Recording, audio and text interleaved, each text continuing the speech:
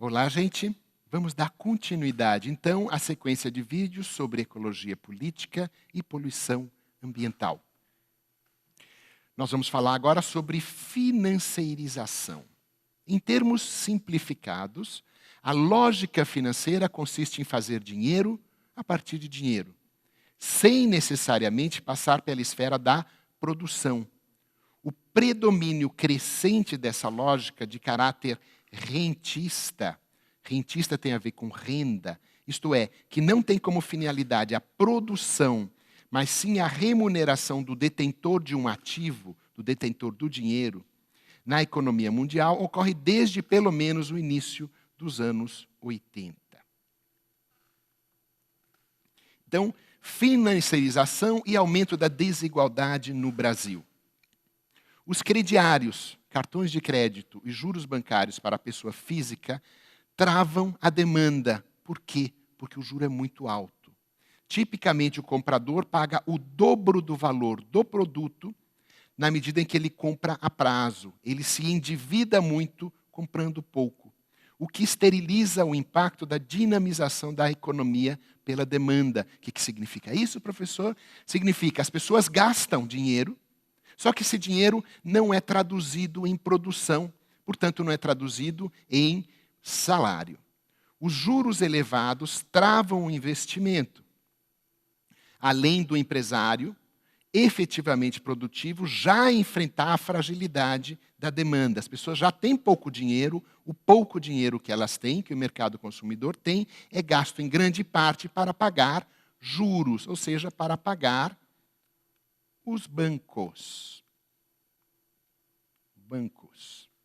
E a taxa Selic elevada, que é a taxa de juros, ao provocar a transferência de centenas de bilhões dos nossos impostos para os bancos, é a chamada dívida interna, e os outros aplicadores financeiros travam a capacidade do Estado de expandir as políticas sociais e a infraestrutura. Então, a financiarização aumenta a desigualdade no Brasil porque as iniciativas para promover a inclusão, empregos e transferências a fundo perdido para os pobres, que ocorreu durante as administrações Lula e Dilma, produziram bons resultados, mas o sistema financeiro de concentração de renda e riqueza ameaça tais iniciativas e paralisa a economia brasileira através das elevadas taxas de juros para os consumidores, para os investidores e aumenta a dívida pública. Então, a financiarização levou também à redução dos investimentos em produção e prevenção. Nós já comentamos isso na aula sobre sustentabilidade. Os efeitos, as diferenças entre o valor das empresas de mineração, no caso, o valor da Vale do Rio Doce, em comparação a Vale, representada aqui em azul, em comparação com uma amostra de empresas no mercado de ações. Vejam como, na maior parte do tempo, a Vale teve valores muito superiores ao mercado. Houve uma redução aqui de 2013 a 2016, mas, novamente, um aumento do valor. Isso associado ao quê? Que é o grande problema, a uma redução nos investimentos, não só nos investimentos de novos projetos, como nos investimentos em prevenção de acidentes. Levou ao rompimento da barragem de Mariana e, mais recentemente, ao rompimento da barragem de Brumadinho.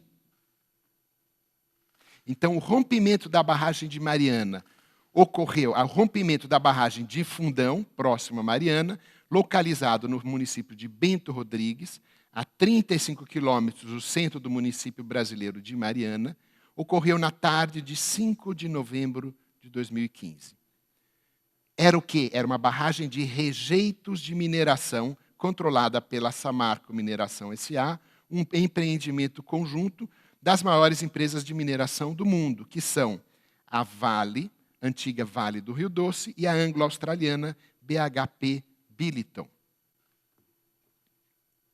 O rompimento da barragem de Fundão provocou o vazamento de rejeitos que passaram por cima da barragem de Santarém e que, entretanto, não se rompeu. Poderia ser ainda pior. As barragens foram construídas para acomodar os rejeitos provenientes da extração do minério de ferro retirado das extensas minas da região. O rompimento da barragem de Fundão foi considerado o maior desastre socioambiental da história brasileira e o maior do mundo envolvendo barragens de rejeito. A lama chegou ao Rio Doce, cuja bacia hidrográfica abrange 230 municípios do estado de Minas Gerais e Espírito Santo, muitos dos quais abastecem sua população com água do rio. Ambientalistas consideram que o efeito dos rejeitos no mar, pois esses rejeitos atravessaram todo o Rio Doce e chegaram ao mar, continuará por pelo menos mais 100 anos. Mas não houve uma avaliação de todos os danos causados pelo desastre. Essa avaliação ainda está em andamento. Segundo a prefeitura do município de Mariana, a recuperação dos danos causados à infraestrutura local deverá custar cerca de 100 milhões de reais. Aqui um mapa desse desastre. Então, aqui houve o rompimento da barragem. A lama seguiu esse fluxo da lama, ultrapassou, preencheu toda a barragem de Santarém. Felizmente, não rompeu a barragem de Santarém, mas continuou o fluxo da lama, soterrando toda a Bento Rodrigues e continuando o seu fluxo até o Rio Doce. Então, a barragem de Fundão desencadeou a catástrofe quando se rompeu na tarde de 5 de novembro. Inicialmente, se acreditava que a barragem de Santarém também havia se rompido. Depois se viu que não se rompeu. Então, o desastre poderia ser ainda maior. A lama devastou o subdistrito de Bento Rodrigues, em Mariana, seguindo os rios Gualacho e Doce, afetando diversos municípios de Minas Gerais e do Espírito Santo, até atingir o Oceano Atlântico. Então, panorama do desastre. A barragem do Fundão passava por um processo de alteamento. O que é isso? Se constrói uma barragem, tá? Mas essa barragem vai sendo aumentada, vão se fazendo acúmulos para ela ficar mais alta. Acúmulos do quê? De concreto? Nananina. A barragem é construída pelo próprio rejeito, pelo rejeito que vai secando e construindo uma parede. Como é, professor? A barragem é construída pelo próprio rejeito? Ela é construída pelo próprio rejeito. Isso é seguro? Nós acabamos de ver que não é seguro. Mas não houve trabalhos anteriores verificando os riscos da barragem? Houve. Tanto assim que ela durou um bom tempo sem se romper. Mas, à medida que vai se acelerando esse processo, à medida que se vai diminuindo o tempo de dessecamento dos rejeitos, aumenta o risco. Então, quando ocorre a elevação do aterro de contenção, o reservatório já chegava ao seu ponto limite, não suportando mais despejos dos dejetos de mineração. Então, aproximadamente às 15h30 da tarde do dia 5, a contenção começou a apresentar vazamentos. Na verdade, havia vazamentos anteriores. Nesse momento, uma equipe de funcionários terceirizados foi enviada ao local e tentava amenizar o vazamento, esvaziando a parte do reservatório.